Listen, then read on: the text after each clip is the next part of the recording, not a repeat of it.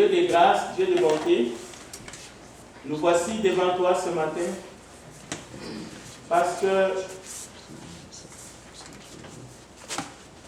nous te devons honneur, gloire, louange, majesté. Nous sommes à Christ, tout est à toi. Bénis cette parole. Pardonne-nous, Père, nos péchés. Purifie-nous par le sang précieux de ton Fils Jésus-Christ. Nous te le demandons. Et ouvre-nous l'entendement afin que nous puissions comprendre ta parole. Que ton nom soit glorifié au milieu de ton peuple. Tu es digne des louanges. Tu es digne de l'adoration ce matin. Tu es assis sur ton trône. Que ton nom soit loué à jamais. Nous te le demandons, Père, au nom de Jésus-Christ, notre Sauveur. Amen. Amen. Quelle joie d'être réunis ce matin avec nos frères et sœurs qui sont en ligne pour que nous puissions ensemble adorer notre Dieu en esprit et en vérité. La parole de ce matin se trouve dans l'évangile selon Luc, le chapitre 19, à partir du verset 11 jusqu'au verset 28. Il s'agit bel et bien de la parabole de mine. Le royaume de Dieu est à la fois présent et futur. Il n'est pas seulement présent dans ce monde, comme nous sommes ce matin. Pas physiquement parce que vous êtes ici, mais si vous êtes passé par la porte étroite, Jésus qui est la porte, si vous avez obéi à l'évangile, si vous avez cru, si vous avez confessé son nom, que vous avez accepté de mourir et de ressusciter avec lui à travers les eaux du baptême, la Bible confirme que vous êtes dans son royaume. Parce que c'est Dieu qui vous a ajouté dans l'Église. C'est pour cela, si vous êtes ici, c'est une grâce, afin que vous puissiez justement obéir. Mais ce royaume sera pleinement encore, nous allons le voir apparaître comme jamais auparavant lors du retour de notre Seigneur.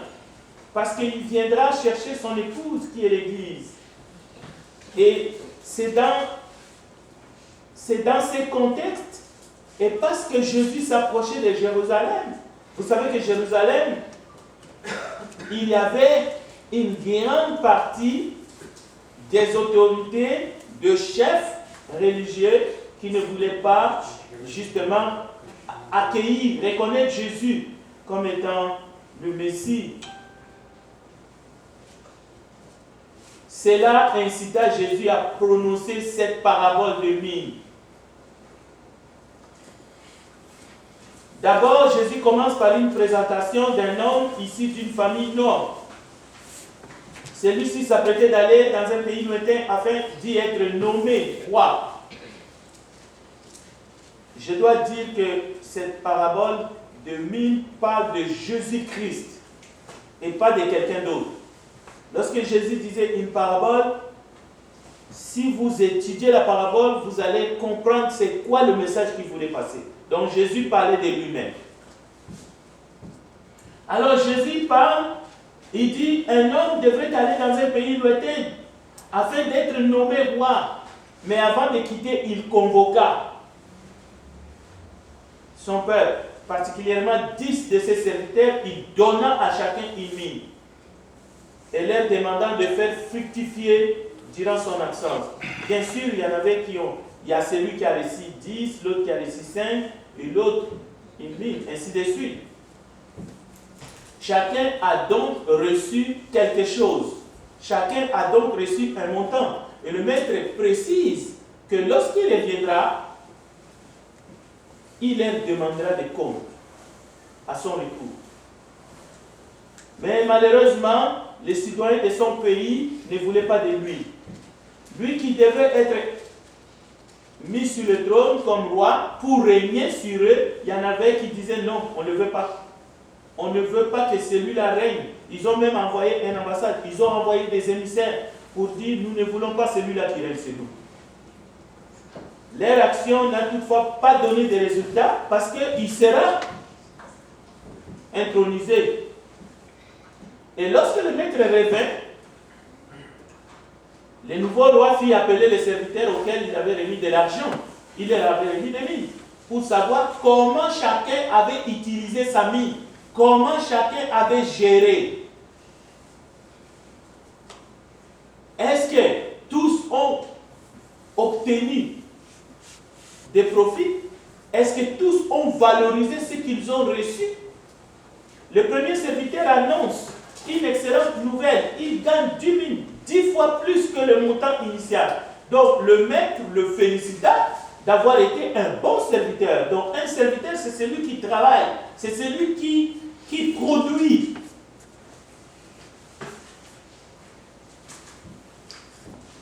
Il reçoit une récompense. Et cette récompense, ce qu'on lui donne, de gouverner 10 villes. Le deuxième serviteur déclare aussi avoir fait du profit. Il gagne 5 000 de plus. Et il reçoit comme récompense le gouvernement de 5 villes. Et le troisième serviteur, contrairement aux deux autres, avoue qu'il n'a rien gagné.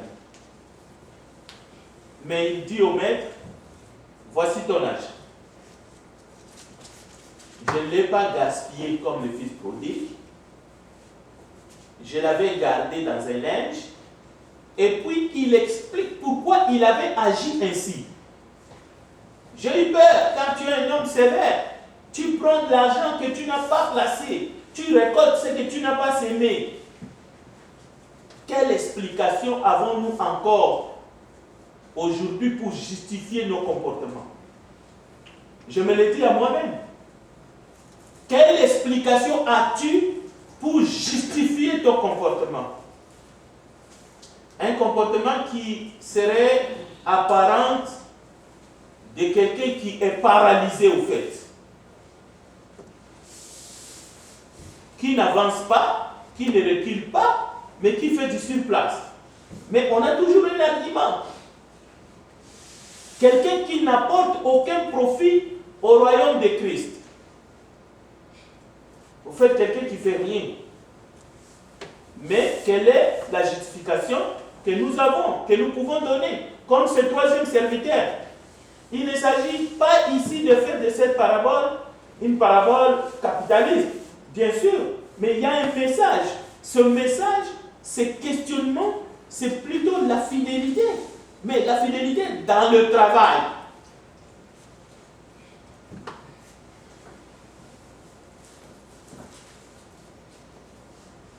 Nous vivons dans une période où, nous l'avons vu dans l'étude, que c'est soit la paix ou la foi en Christ.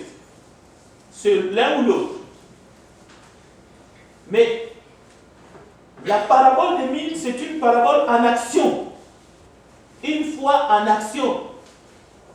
Une foi qui va produire pour le royaume. Le maître condamne alors ses mauvais serviteurs à être dépossédés de sa mine et ordonne qu'elle soit remise au premier, celui qui en avait gagné 10. La parabole se termine sur une note tragique. Les gens qui se sont révoltés contre l'autorité royale n'ont pas été oubliés. Parce que souvent nous avons dans l'esprit, Dieu va oublier nos fautes. Et nous avons tendance, et ça vient de l'ennemi, Dieu va éloigner nos péchés comme l'Orient et l'Occident sont éloignés. Mais nous oublions, c'est seulement en cas d'une repentance sincère. Lorsque nous délaissons ces comportements mafieux, et non lorsque nous les répétons, nous les ressassons, nous recommençons la même chose. Alors, les révoltés ne sont pas oubliés. Le maître s'occupe d'abord des 3 serviteurs à qui il a donné des responsabilités. Mais après, il se tourne contre les rebelles. C'est pour cela que cette parabole se termine sur une note tragique. Les gens qui se sont révoltés contre l'autorité royale n'ont pas été oubliés. Ils sont amenés devant le maître pour être exécutés, ni plus ni moins, égorgés. Cette parabole sort de la bouche de Jésus-Christ. Ce n'est pas quelqu'un d'autre qui dit cette parabole. Le verset 11. Et comme ils entendaient ces choses, il ajouta et leur dit une parabole parce qu'il était près de Jérusalem. Jérusalem. Parce qu'à Jérusalem, même les disciples pensaient, c'était le moment qu'il allait établir immédiatement, au fait, un royaume visible, tangible. Plusieurs en Israël pensaient qu'une révolution renverserait l'Empire romain et inaugurerait le royaume promis dans l'Ancien Testament. Même les disciples espéraient ce royaume terrestre, comme celui de David. Mais il n'en était pas question. Mais disons-les, souvent nous essayons d'adoucir les choses. On dit Israël était occupé. Non. On peut. Allons-y au fond du baril. Un peuple occupé, ça veut dire quoi? C'est un peuple qui est soumis, qui est dans l'esclavage. Il n'avait pas la liberté de faire tout ce qu'il voulait. Donc, les apôtres croyaient au rétablissement terrestre et matériel du royaume de Dieu. Mais ce n'est pas pour cela que Jésus est venu. Là aussi, nous devons comprendre. Peut-être que nous pensons, nous voulons que Jésus apparaisse physiquement pour que nous puissions lui démontrer notre fidélité, pour que nous puissions avoir des postes physiques et que nous puissions lui montrer combien nous pouvons lui servir. Mais non. Il nous teste aujourd'hui. Aujourd'hui même, il est au milieu de nous. Il regarde qui est celui qui le sert avec dévouement. Qui est celui qui le sert avec fidélité. Et qui est celui qui ne fait rien ou qui le sert mais avec négligence. L'homme de la haute naissance représente Jésus. Jésus a dû partir. Il ne devait pas prendre immédiatement possession de son royaume, bien qu'il était roi. Mais il n'a pas régné. Jésus a vécu en s'abaissant, en s'humiliant. Philippiens chapitre 2. Mais quand il va revenir, il ne viendra pas comme un agneau qu'on amène à la boucherie. La Bible dit qu'il va revenir avec ses anges dans la gloire. C'est pour cela, au verset 11, Jésus a réellement quitté la terre et il est monté au ciel où il a été intronisé à la droite du Père. Physiquement, nous ne le voyons pas, mais il est avec nous. C'est pour une durée bien déterminée avant qu'il se présente de nouveau. Il ne présente pas son esprit, mais son royaume, la plénitude. La Bible dit tout est, il verra, même ceux qui l'ont baissé, à son retour seulement. Et la Bible dit il revient bientôt. La seconde venue de Jésus-Christ. Mais cette seconde venue dont nous prions, comment Jésus-Christ doit nous trouver? Nous trouvera-t-il dans la foi? Nous trouvera-t-il fidèles? Dans la foi, ça va encore. Parce qu'on croit toujours. On n'a pas fait naufrage quant à la foi. Mais est-ce que nous trouvera-t-il fidèles? Le maître a confié une partie de ses affaires. Le maître nous a confié. Le maître nous a donné son souffle de vie. Il nous a donné la santé, l'être et le mouvement. Il nous a donné son Esprit Saint. Il nous a donné des dons qui sont des capacités surnaturelles afin que nous puissions le mettre en service dans son Église. La mine constitue aussi votre travail. Tout ce que vous faites avec vos mains, tout ce que vous pouvez rapporter, tout ce que vous pouvez gagner et que vous pouvez mettre au service pour l'avancement de son royaume. Vous avez une tâche. C'est pour cela que vous êtes encore ici dans ce monde. Ce n'est pas pour rien. Pour nous, ça représente les responsabilités que nous devons assumer. Nous sommes au service du Seigneur Jésus-Christ. Nous ne sommes pas au service d'un homme. Chaque disciple se voit confier, se voit conférer des responsabilités variées pour faire avancer la cause de Jésus. Maintenant, nous voyons des marches, nous voyons le monde ne va pas bien. Mais que fait les chrétiens? Que fais-tu?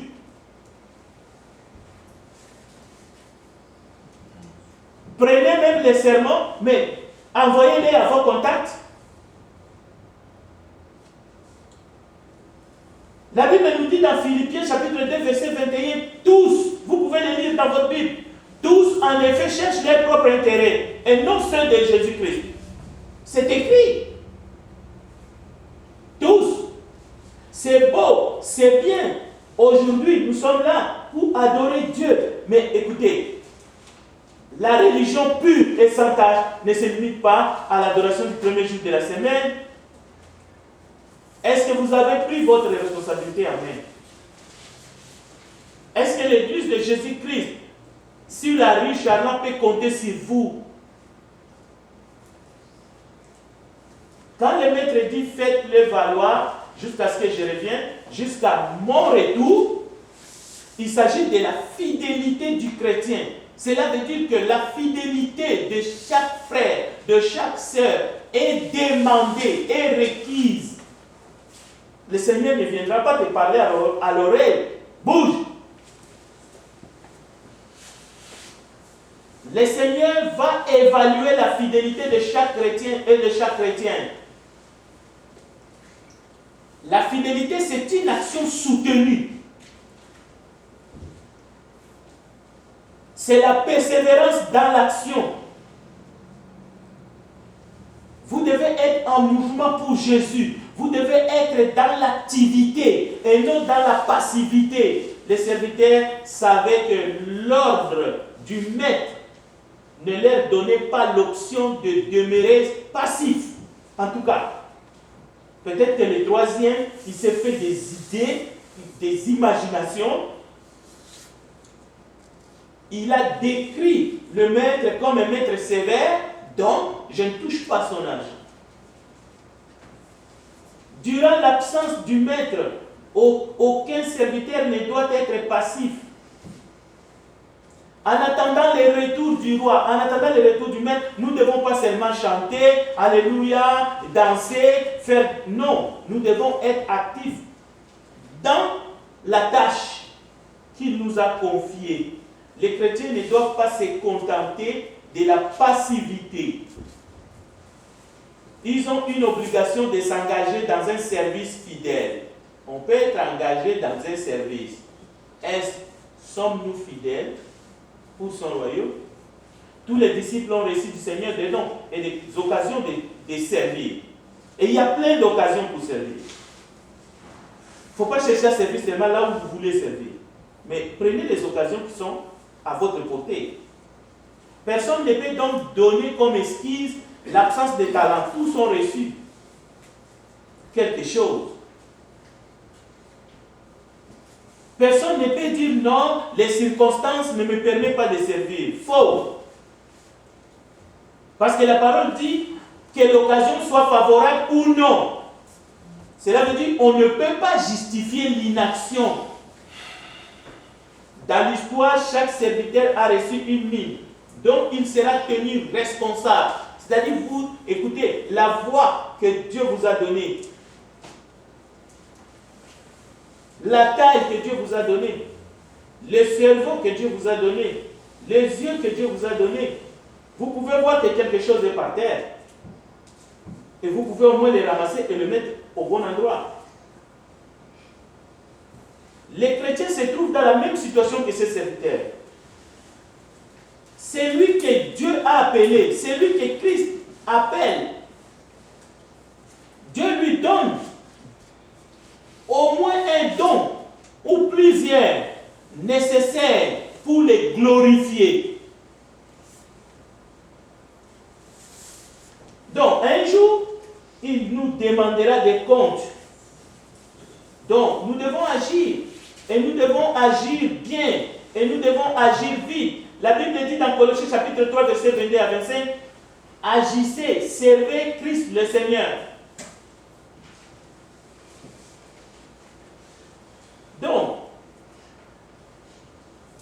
les citoyens rebelles, parce que nous sommes dans un royaume, même si ce royaume est céleste,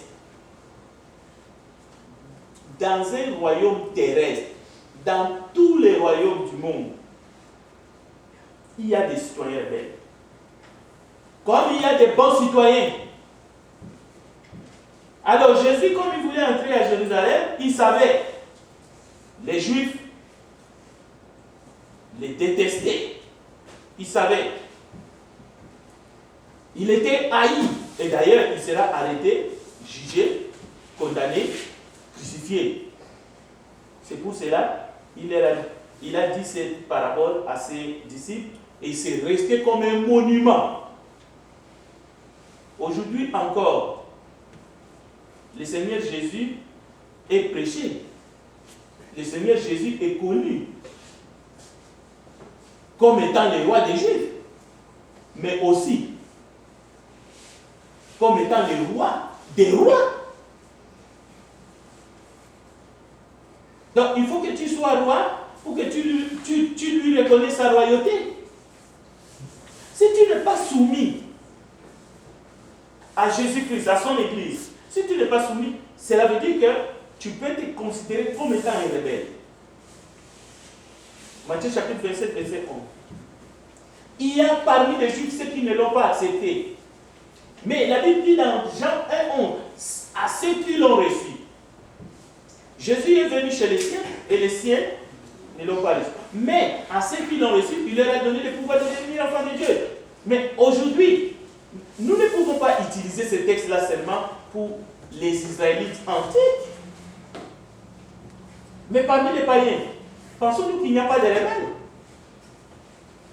Pourquoi alors l'évangile est prêché? L'évangile n'est pas prêché seulement aux doux, mais à ceux qui résistent encore. Donc on peut assimiler des individus. On peut aussi dire que les gens qui se réclament comme étant des incroyants refusent de reconnaître la royauté de Christ. Nous ne voulons pas que Jésus règne sur nous, affirme-t-il, à travers leurs gestes, leurs comportements. Mais il y a aussi des chrétiens dans l'Église qui sont des rebelles. Nous préférons ne rien faire, croiser les bras, regarder les autres. Je ferai quand je voudrais moi. C'est de la rébellion. Mais nous voyons quand le maître, dans la parabole, quant à mes ennemis, ceux qui n'ont pas voulu que je règne sur eux. Vous savez ce que ça veut dire qu'un roi règne sur toi? C'est lorsque tu lui remets ta volonté, mais volontairement. C'est ça la soumission. C'est pour cela que nous les servons avec crainte et tremblement. Parce qu'un jour, il nous demandera des comptes.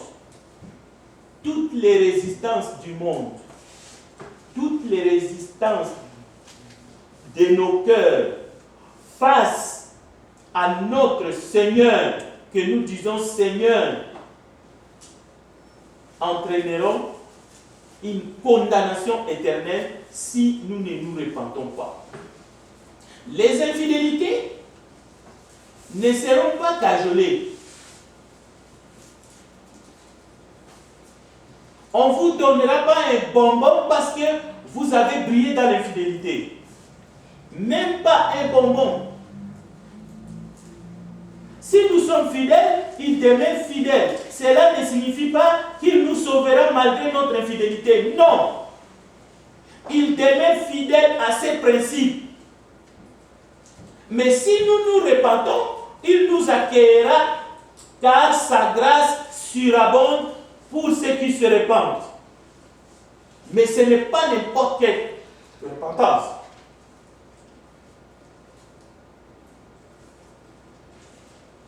La Bible nous dit car le jugement est sans miséricorde pour celui qui n'a pas fait miséricorde. Jacques chapitre 2, verset 13. C'est la vérité. Et vous pouvez lire en Luc 17, 34. Je vous l'ai dit, en cette nuit-là, de deux personnes qui seront dans un même lit, sera pris et l'autre laissé.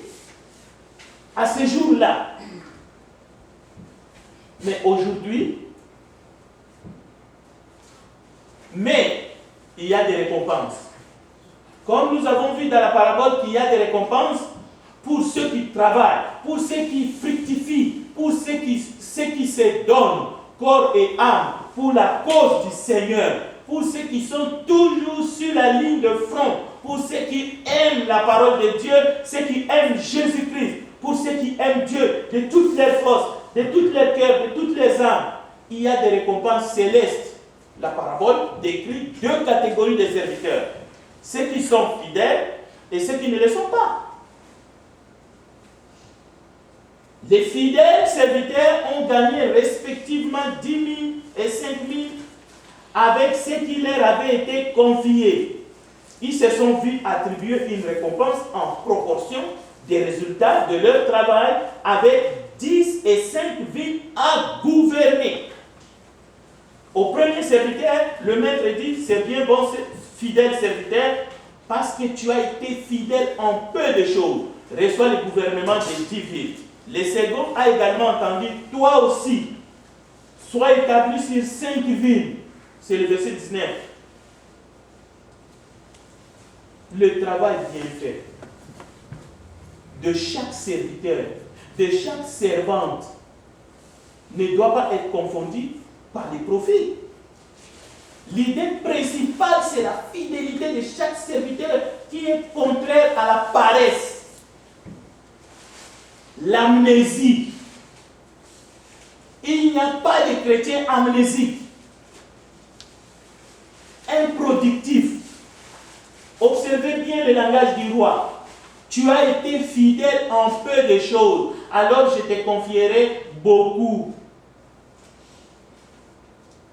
Dans Luc 16, 10, vous allez trouver celui qui est fidèle dans les moindres choses, l'est aussi dans les grandes. Mais vous allez dire, mais Dieu, c'est un Dieu comptable, qu'est-ce qu'il veut nous dire encore?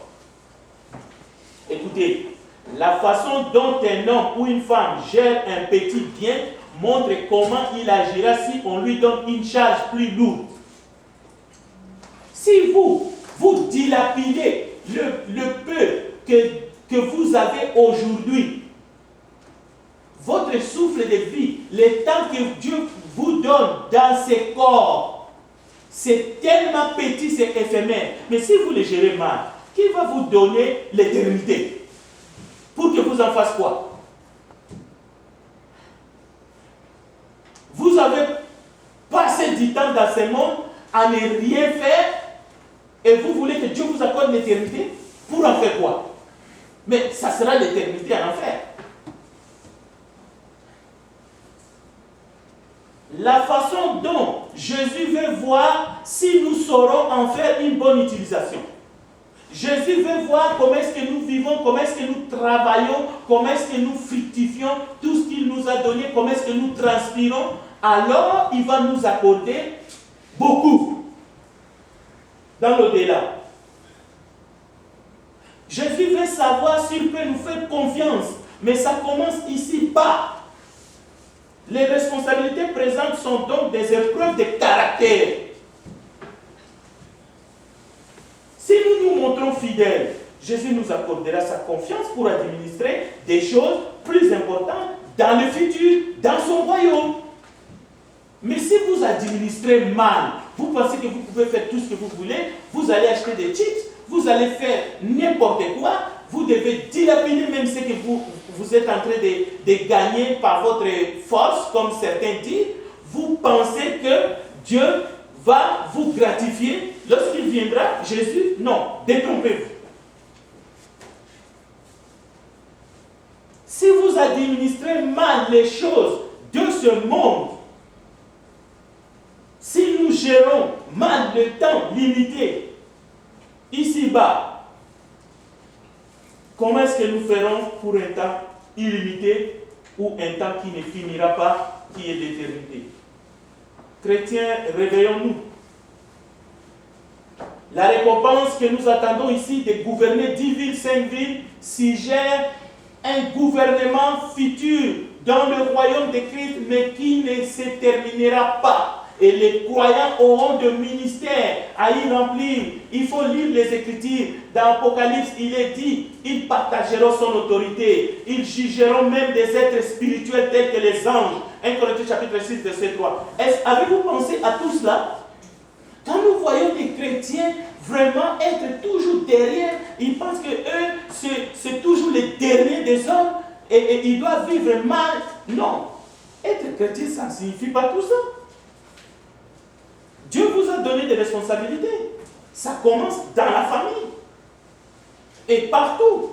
Dans votre emploi. Et dans l'église.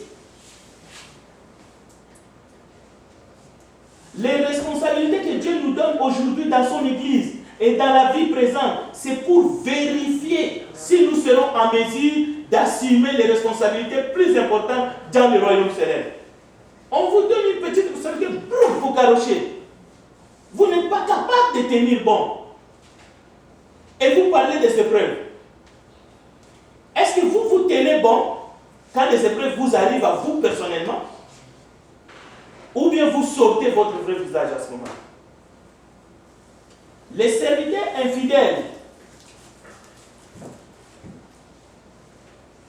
l'infidélité sera jugée. La fidélité sera récompensée. Si vous n'êtes pas encore chrétien ou chrétien, devenez un ou une. Cette parabole devrait justement être reçue pour chacun d'entre nous comme un avertissement du Seigneur.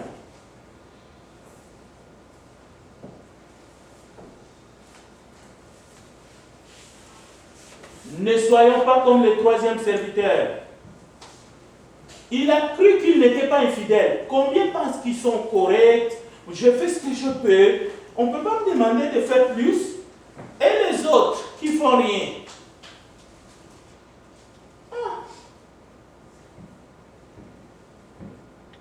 Le troisième serviteur pensait qu'il était correct.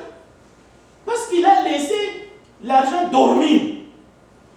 Il avait simplement gardé sa mine dans un linge. Et il y a des chrétiens qui veulent rester au chaud. Il avait une peur si grande qu'il en fut paralysé. Voici comment il est décrit. Seigneur, je savais que tu es un homme dur, qui moissonne où tu n'as pas sémé, et qui amasse où tu n'as pas vanné. Dur. Il accuse le Seigneur. Il a une image faussée du Seigneur. Peut-être avait une peur, parce qu'il redoutait un châtiment sévère s'il devait perdre son argent. Non, il faut savoir prendre des risques de mesurer. Le maître reprend ses excuses et s'en sert pour condamner ses serviteurs. Si tu crois vraiment que je suis tel que tu m'as décrit, au lieu de rester dans la passivité, cela aurait dû te motiver à passer à l'action. Et le moindre des efforts aurait été de placer la mine dans une banque pour qu'elle rapporte des intérêts. Tu n'aurais probablement pas gagné autant que les autres serviteurs, mais au moins les risques étaient réduits au minimum. Et tu aurais quand même eu un profit à m'offrir. Vous savez que Dieu, si nous sommes dans l'action, même si vous échouez, même si c'est un échec, c'est-à-dire que vous vous trompez, mais pas parce que vous étiez de mauvaises intentions. Oui, nous avons vu dans la Bible des gens qui ont essayé, ils ont échoué, mais Dieu accepte même votre échec. Dieu accepte. Mais ne rien faire, être passif, paresseux. Écoutez, la sanction tombe. S'adressant à ceux qui se trouvaient près de lui, il donna cet ordre. Ôtez-lui la mine et donnez-la à celui qui a les 10 000. Jésus explique cette action par un principe plein de profondeur. On donnera à celui qui a, mais à celui qui n'a pas, on ôtera même ce qu'il a. Dans la mesure où nous mettons les dons de Dieu à son service, il nous en accordera davantage. Vous vous appauvrissez lorsque vous restez inactif. On va vous enlever même le peu que vous croyez avoir. La négligence à l'égard de l'œuvre de Dieu, le service chrétien, entraînera une perte des acquis antérieurs. Faites attention. C'est la parole de Christ. C'est la parole de vie. Nous allons terminer par la prière. Pensez aux dons que vous avez reçus. Qui vous êtes en Christ. Les occasions, les opportunités, il faut les saisir. Il faut avoir un juste sens des responsabilités. Il ne faut pas sauter en courant et casser les portes, aller bousculer les gens. Non. Ce n'est pas ça ce que Dieu nous demande. Tout service qui sert dans son royaume. Voilà. Ce qui n'est pas accepté, c'est la passivité. Ce n'est pas la course, ce n'est pas la concurrence, ce n'est pas la compétition. Dieu ne tolère pas la paresse spirituelle. Dieu ne tolère pas. Et la parabole de mine est claire. Il réprimandera sévèrement celui qui se complaît dans l'indolence spirituelle. Réveillez-vous. Combien de fois il est écrit? Veillez et priez afin que vous ne tombiez pas dans la tentation. Veiller, ça ne signifie pas rester chez soi et avoir peur de ne pas pécher. Vous allez pécher. Vous péchez dans votre raisonnement. Bien. Que Dieu nous aide ce matin à nous examiner et à être utile dans sa maison. Que Dieu bénisse sa parole. Amen. Nous allons chanter un chant et nous allons terminer par prière. Nous allons nous mettre en debout en chantant le cantique 97.